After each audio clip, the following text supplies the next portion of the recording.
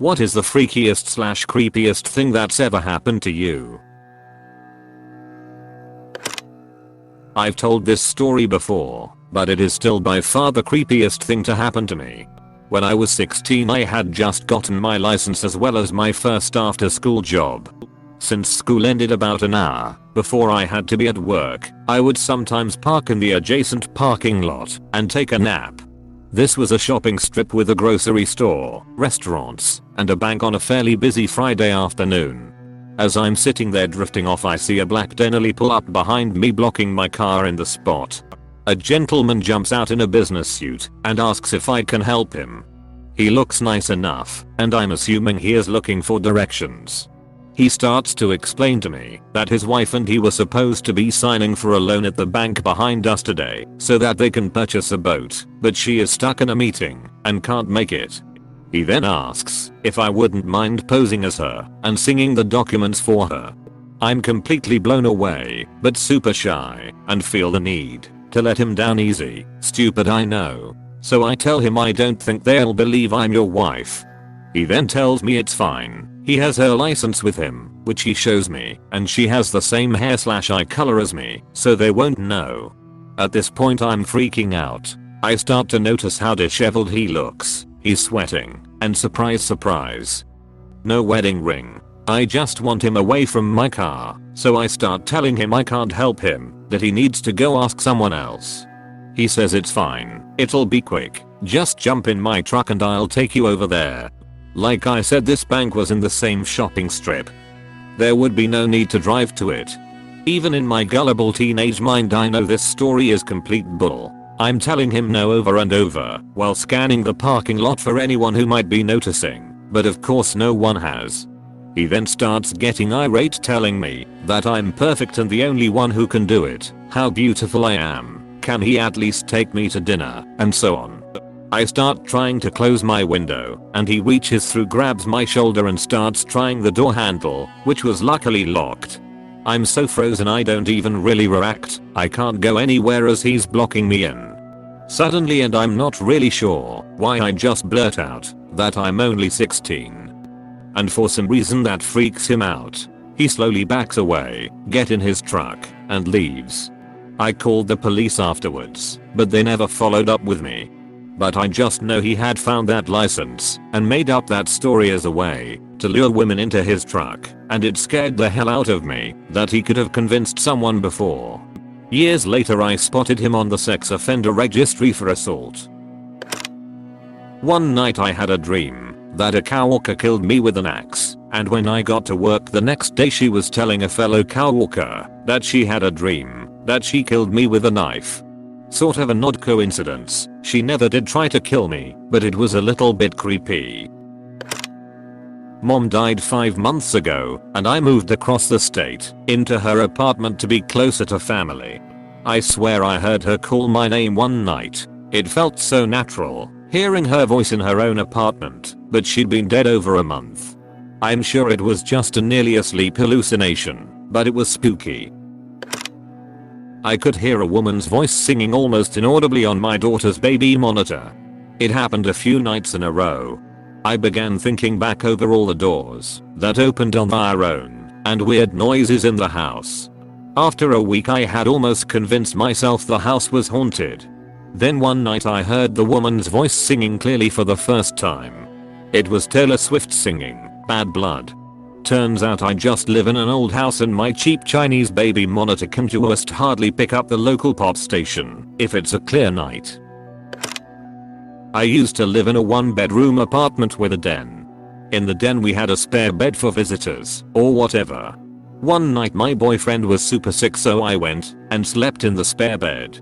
In the middle of the night I had what seemed to be sleep paralysis, where I couldn't move but was seemingly awake. In that state I saw a dark figure walk into the room and just stand over me for a while, like the dark figure was right over my face. The next day I was very freaked out. I told my boyfriend and he asked if I was joking. The same night he saw a dark shadowy figure in our bedroom, pacing in front of the bed. He said he slept with the light on all night, which had explained why it was on the next morning when I went into the room. This happened about a year ago, and we haven't talked about it since. We'd rather forget that entire night happened. I was home alone, laying down on my living room floor, and hardcore spacing out at the ceiling. I heard my mother scream on my front porch. I rushed out, but she wasn't there. I ran around the outside of my house. Not a single person in sight. It 10,000% sounded like my mom, and it curdled my bones, because it was so raw and animalistic in its sound. I called her right away. Mom picks up the phone and I ask her if she is alright. She responds that she is, and tells me to hold on for a minute while she pulls over into the parking lot of a business. She was driving and didn't want to talk on the phone at the same time. Seconds later, I hear a lot of noise and my mom screamed. An eternity stretches on before mom is calm enough to say anything coherent. She goes on to tell me how the car in front of her and the one behind her, before she pulled over, the ones that continued on the same path of travel that she had been on, had been struck by a speeding semi that ran a red light at the next intersection. It was a terrible accident with extensive injuries. The semi clipped the rear of the front vehicle and front of the rear vehicle. My mom's car would have been hit dead center. We always joke that we are psychic, as this is not the first instance like it that we have had, but it was definitely the most freaky of the bunch. I was about 10, and I had a huge fear of someone being in my house, to the point where I wouldn't go to the basement because it scared me. But I'm glad I had that fear, because one day during the summer I was trying to go to sleep, and I heard a noise from above me, and I freaked out. I then noticed over the coming days that my room was really hot, and I thought this was strange, because we just got new air vents put in. My dad was checking them out and went to get some sort of tool when I saw the scariest image possible. There was a skinny man looking at me and my dad from the vent in my ceiling. I froze and pretended not to notice him, and I went to get my dad, and me in my 10-year-old mind was instantly thinking run with him out of the house, but I have 2 cats and was scared to leave them, so I grabbed a paper towel and a pen and wrote in my chicken scratch handwriting there is a man in my vent, but he couldn't read it and asked what it meant, and that's when we heard a thud and he looked at it again and must have put it together. Because he grabbed me and called the police. When my mom got home she got to see the man being dragged out of the house in cuffs. Even though he was caught and I still had a somewhat happy ending, the image of looking up and seeing his face and being so petrified I couldn't move or scream still haunts me. My cousin and I were probably targeted for a scam, but I still don't know how or why. We are 6 years apart, but went to the same high school at different times. Small school, graduating class is about 60. Years later, we are on a road trip together several states away and decide to stop at a huddle house for coffee. We walk in, and the guy at the next table turns around and smiles and says, "You went to Entertown High School, right?" When we say yes, he says he and his girlfriend, also at the table, smiling and not talking, went there too. We didn't recognize them, but smiled politely, commented it was a small world.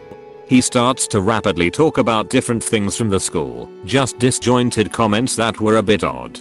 He talked like a salesman, almost. At first, we smile and nod, but he had weird facts wrong. So we ask what year he graduated. He claimed not to remember. So we asked follow-up questions, and he gets cagey. Suddenly the girlfriend, "Oh yes, this isn't working," and they suddenly pay and leave, food unto shade. We since have determined they didn't go to our school, and have tried to figure out how he knew what he did, to no avail. One evening, for some reason, I thought about a person that I had gone to college with, but had not seen in more than 30 years. So I decided to Google her name, to see what she had done with her life. I found her obituary. It had been posted earlier that day. If I had Googled her one day earlier I would never have known that she had died. I was probably 9 years old, in about 1995. At that time all the schools and parents were warning us of stranger danger. It seemed like a lot of kids were getting kidnapped because they were being tricked into helping the kidnappers find a lost pet. One day I was riding my bike alone on our street, a fairly populated street, lots of kids out playing and whatnot, and a green 2-door car pulled up with a woman driving and a guy in the passenger seat. The guy calls out the window to me, "Hey kid, we lost our dog, can you help us find her?" I can still remember the feeling I felt. It was like sirens were going off, and I thought for a split second that this was it, I was going to be kidnapped. A rush of what felt like burning hot adrenaline shot through my body. I felt like I could hear everything 10x louder and see everything 10x better. I've never felt anything like that before. I hopped off my bike, pulled the front tire up so I could turn around faster, and I booked it home. I was shaking and tears were pouring down my face, even though I wasn't crying. I got home and told my mom what happened. She called the police, but I'm not sure if the people were ever caught. Crazy. I had a roommate who was always a complete asshole. Never was polite or kind to anyone. One night after I helped his drunk ass to bed, he turned to me and said, "I really appreciate you, and I know you don't like seeing me like this. You've been a good roommate and friend. Thank you." I found him dead the next morning due to an undiagnosed heart condition that alcohol had amplified. Not creepy or freaky in the normal sense, but I will never forget how serious and genuine he was in his last words spoken ever. It was the first time I had ever heard him compliment anyone. When I was about 5, I was visiting my grandma in the city with my mum, dad and sister. We were walking towards the city center, so it was pretty crowded. I remember letting go of my dad's hand and then feeling him grab back hold of it a few moments later.